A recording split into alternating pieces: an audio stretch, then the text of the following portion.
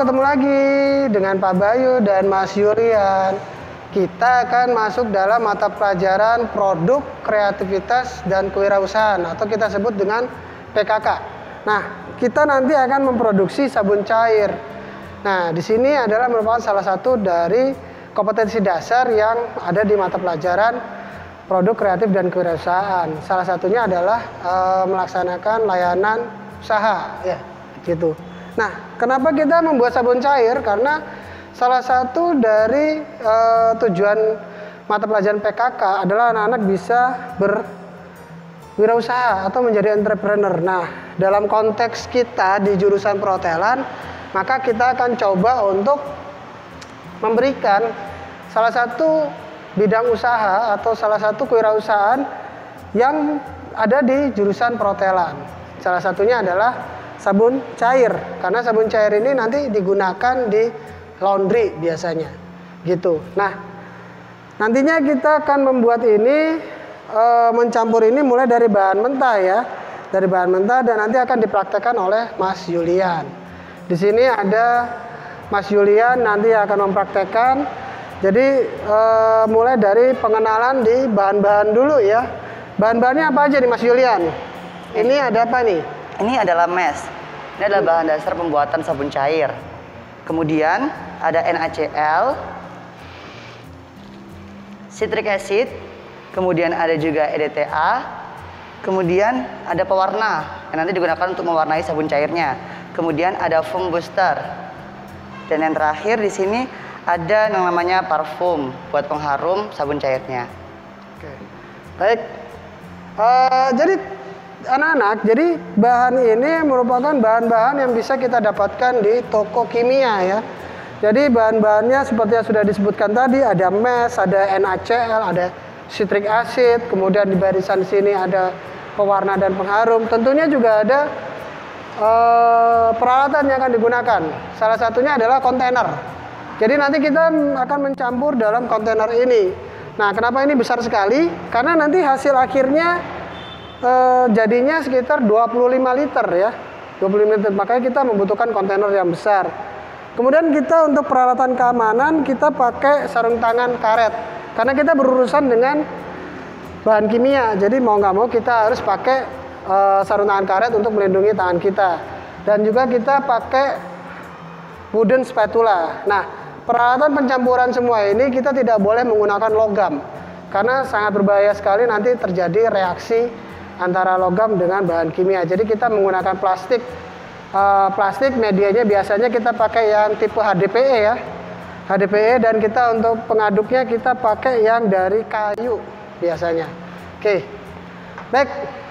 Jadi untuk langkah pertama sebelum kita melakukan produksi atau pencampuran bahan-bahan ini adalah kita menggunakan dulu yang namanya peralatan keamanan. Yuk, silakan Mas Yulian. Ya. Jadi yang kita gunakan ini adalah sarung tangan karet ya. Dia terbuat dari karet latex. Nah, kalau misalnya teman-teman tidak punya sarung tangan yang seperti ini, bisa pakai sarung tangan plastik. Tapi kalau bisa plastiknya yang sampai menutupi tangan ya, agak panjang. Karena kalau di sini nanti cenderung nanti masuk ke dalam. Kemudian kita juga pakai masker ya. Jadi untuk masker ini untuk agar kita aman dari aroma atau gas ya. Yep. Gas yang dihasilkan dari bahan kimia gitu. Jadi untuk melindungi pernapasan kita gitu. Nah, apabila kita sudah menggunakan sarung tangan dengan benar, yang benar itu bagaimana? Yaitu yang benar itu adalah jari-jarinya itu ketutupan semua ya. Jadi ini masuk semua, jadi enak gitu loh dipakainya gitu. Jadi jangan sampai dia terlalu longgar atau terlalu ketat. Jadi pas-pas aja. Nah, kebetulan sarung tangan ini juga ada ukurannya. Jadi penting sekali untuk menggunakan sarung tangan yang sesuai ukuran. Jadi sarung tangan ini ada ukurannya mulai dari kecil, small, medium, large. Nah, yang dipakai saat ini adalah ukuran medium. Oke, langkah pertamanya kira-kira apa nih, Mas Yulian? Nah, untuk langkah pertamanya adalah kita siapkan dulu air panas. Air panas, berarti ini saya geser sini ya. Kita geser dulu. Jadi Pencampurannya itu ada air panasnya. Kita gunakan air panas 70 derajat ya. Iya, betul. 70 derajat aja. Jadi Tidak 70 perlu sampai mendidih, Pak. jadi hanya suhunya 70 derajat aja. Dan kurang lebih berapa liter ya, Mas? Ini 12 liter aja, Pak. Oh ya, oke. Jadi kita gunakan air panas 12 liter saja dan suhunya hanya 70 derajat saja, tidak perlu sampai mendidih. Nah, bahan-bahannya apa aja nih, Mas, yang bisa dimasukkan? Nah, bahan-bahannya ini nanti kita masukkan mesh, NaCl sama citric acid terlebih dahulu. Kita campur bersama dengan air panas. Kita punya gelas ukur juga ya. Jadi gelas ukurnya kita pakai 2, ada yang 1 liter sama yang 500 ml. Mungkin nanti kita nuangnya pakai ini ya. Iya, Pak. Oke. Ini yang kita pakai bahannya mesh. Mesh ini adalah apa ya? Bahan dasar sabun ya, bahan dasar sabun. Ini bentuknya flake. Jadi kalau bisa dilihat di sini ini bentuknya seperti pecahan-pecahan es gitu loh, ya. Kemudian kita ada NaCl. NaCl ini garam sebenarnya. Garam ini nanti fungsinya dia untuk mengentalkan. Jadi kalau kita mau mengentalkan cairan itu biasanya pakai NaCl. Citric acid adalah untuk asamnya, kadar asam. Oke, yuk kita campurin yuk. Ya.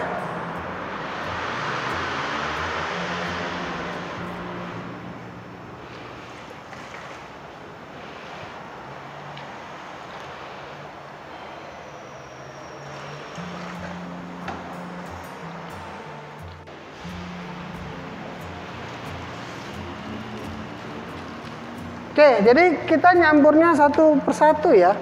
Kita nyampurnya satu persatu, mesh dulu. Ingat kita nyampurnya dikit-dikit dulu. Nanti jadi sambil diaduk. Coba ya dicampur. Nah, kenapa harus pakai air panas? Karena agar mudah tercampur. Jadi si mesh ini kalau dia pakai air dingin dia tidak bisa leleh. Gitu. Jadi dia pakainya air panas. Jadi ini kita aduk. Gitu kita larutkan dikit-dikit aja dulu. Ya.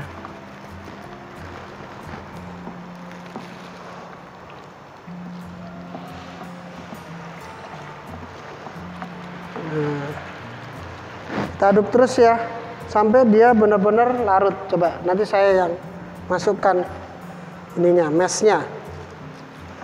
Nah, jadi dia kalau dingin itu pakai air dingin dia tidak bisa larut. Nah, mudah-mudahan setelah nanti video ini anak-anak bisa mempraktekkan ini sebagai salah satu kewirausahaan. Karena ini dengan modal yang sedikit hasilnya banyak gitu. Ya.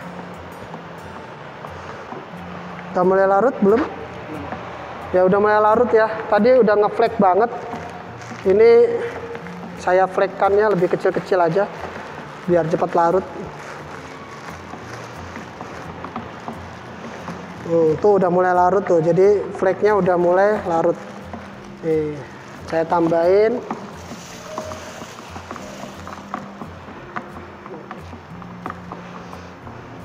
Saya tambahin ya. Jadi ini masih ada sisa air panasnya, saya tambahin. Sambil terus diaduk.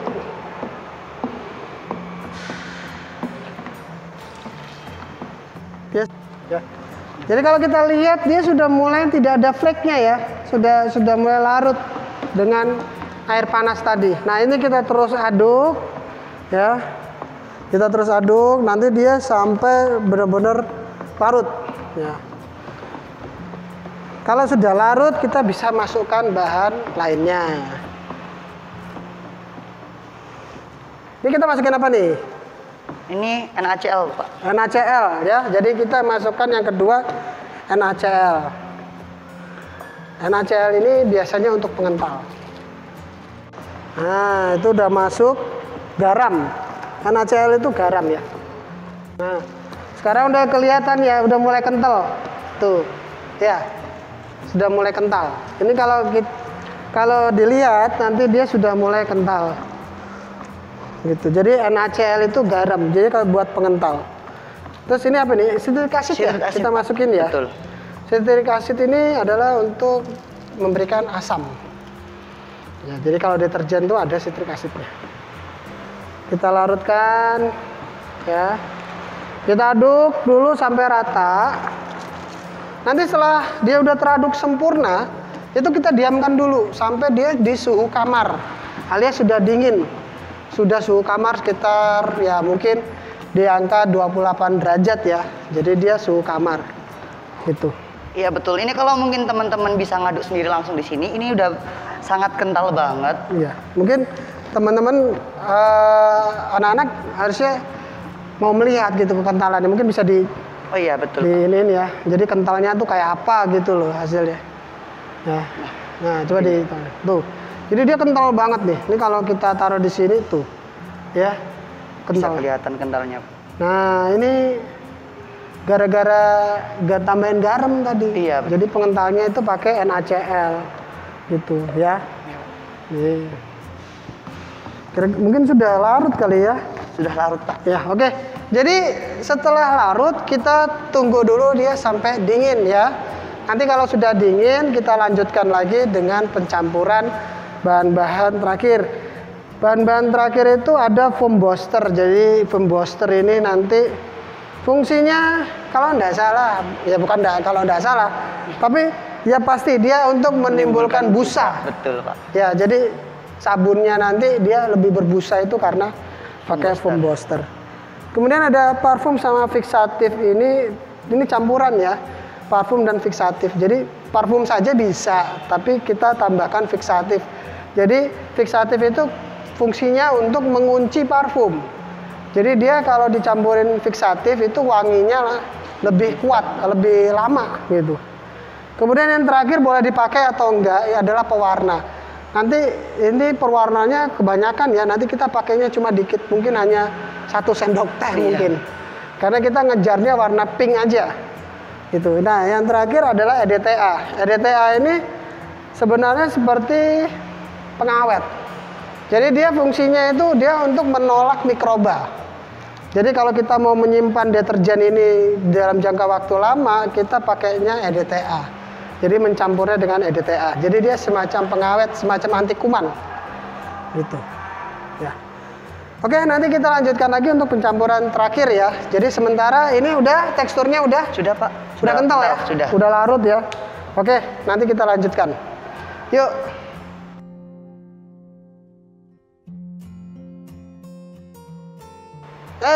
Ketemu lagi ya. Tadi kita sudah produksi ini pada posisi panas. Sekarang adonannya sudah dingin ya. Ya, ini tadi sudah kita diamkan dulu kira-kira 2-3 jam. Sekarang posisinya sudah dingin. Dan dia kalau dingin semakin tambah kental ya. Semakin dingin semakin kental dia. Ya, nanti akan dicampur lagi dengan air ya. Iya, betul. Jadi dicampur lagi air 11 liter gitu. Tadi kita belum menyebutkan Mas Julian kalau air yang kita pakai ini adalah air dengan standar Cleo ya. Iya, betul. Kita pakainya air yang standar Cleo. Karena kita tidak mungkin menggunakan air dengan air biasa. Jadi kita butuh air yang benar-benar pure. Jadi agar nanti produknya itu bisa tahan lama ya. Jadi ini kalau misalnya dia sudah dingin itu dia akan hilang gelembung-gelembungnya, dia akan kembali bening. Ini nanti kalau dicampur sama air itu dia agak encer sedikit, terus dia gelembungnya bisa hilang. Jadi nanti setelah dicampur dengan semua bahan kita diamkan lagi selama 24 jam. Baru nanti kita bisa masuk ke dalam tahap pengemasan gitu. Oke, yang akan kita campur apa nih, Mas Foam Julian? booster dulu Pak Boy. Foam booster dulu ya. Iya, betul. Oke, jadi kita masukkan foam booster. Ini fungsinya untuk menimbulkan busa. Iya, betul Pak. Ya, menimbulkan busa.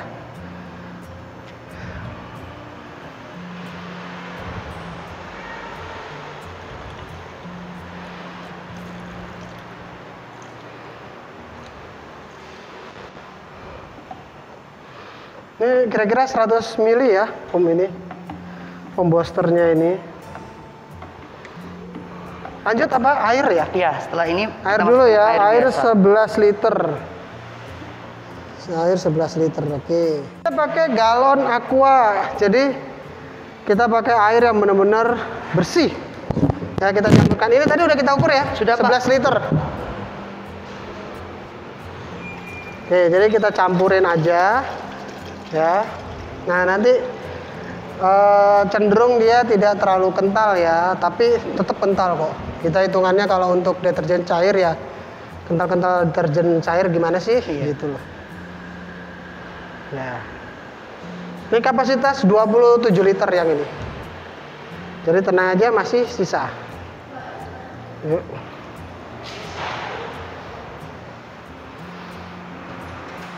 Oke, lanjut kita aduk dulu ya. Aduk lagi, Pak. Kita aduk dulu. Nah, ini loh fungsi pentingnya hand glove. Jadi tangan kita terlindungi. Oke, ini kayaknya udah ini ya, Mas Julian. Iya, Pak, betul sudah. Sudah ya, tingkat kekentalannya gimana? Coba. Kita lihat dulu. Diambil aja. Nah, coba. Nah, ini kayaknya udah cukup ya. Cukup banget ini kayaknya. Udah. Jadi hasilnya itu jadi 25 liter. Ini kita bisa campurin sama parfum. Parfum, Pak. Parfum ya? Iya. Jadi yang kita masukkan adalah parfum sekarang. Ini parfum ini kira-kira kita pakai sekitar 50 mili ya. Sama fixanya itu sekitar 50 mili. Ini kita campur. Nah.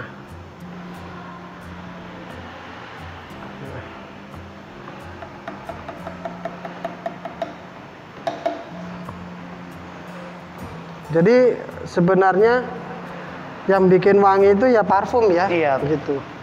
Jadi teksturnya sabun cair ini dia busanya banyak. Jadi busanya itu banyak. Memang nanti penggunaannya itu tidak perlu banyak-banyak di dalam proses pencucian, cukup sedikit aja dia sudah busanya banyak, dan dia kemampuan pembersihannya medium ya. Jadi dia tidak terlalu keras. Kalau yang keras itu kita ada lagi bahannya, jadi biasanya nanti untuk penggunaan di mesin cuci matic ya, iya, pokoknya. Gitu. Kalau ini untuk yang manual atau yang kita menggunakan deterjen biasa. Sepertinya udah wangi ya. Jadi kalau misalnya kalian di sini sekarang posisinya ini udah wangi banget nih. Jadi campurin sedikit aja dia udah wangi banget gitu. Nah, kalau memang mau dikasih pewarna, di terakhir nanti kita kasih pewarna ya. Kalau memang ini apa nih, EDTA EDTA, Pak, betul. Nah, kita masukkan EDTA dulu ya.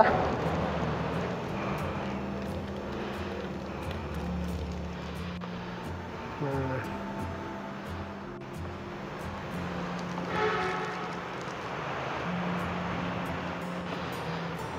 Ini kita terus aduk sampai homogen semuanya ya. Jadi masih ada sisa-sisa EDTA di atas, ini masih belum larut.